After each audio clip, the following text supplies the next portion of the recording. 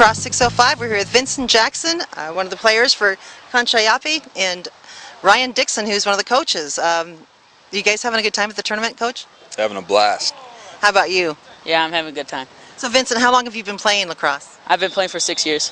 Wow, you must have started when you were pretty young, huh? Yeah, I did. Now, when you first started playing, do you remember what that feeling was the first time you went to a practice?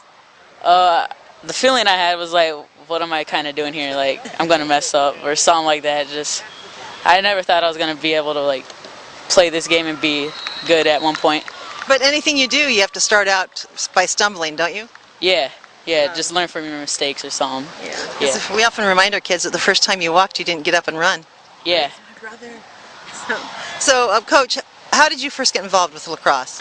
Well, at first, I worked for a non-profit in Minnesota. I was a Dakota language teacher and also helped with the drum. Okay. And just being around these guys, they played lacrosse all the time, so naturally I fell in love with the game. Well, and it's a good way. It ties right in with you said you're a Dakota language instructor. Yep.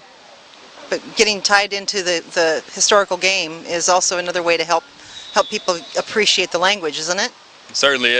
We actually use a lot of language in practicing on the field. So do you take a lot of the terminology and use the Dakota words? My Dakota language teacher is from Canada, and we talked about it and we used their hockey terminology. It's pretty much the same. But in Dakota language, not English, right? Not English. So that's also helping the guys not only learn how to play the game better, but how to speak the native language. Do you like that aspect of it? Yeah, I actually do. Yeah.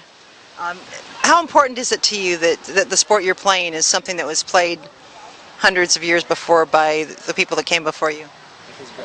Does it have an impact for you? Yeah, it has a really big impact for me, especially like my ancestors playing and just growing the sport all over and too, just learning about this game too. Does it make you feel closer to them to know that you're playing the same creators' game that they played? Yes, yeah. Yeah, it's got to be a pretty good feeling to do that. So what do you see the future of lacrosse being for the native communities? The game is growing at a rapid pace.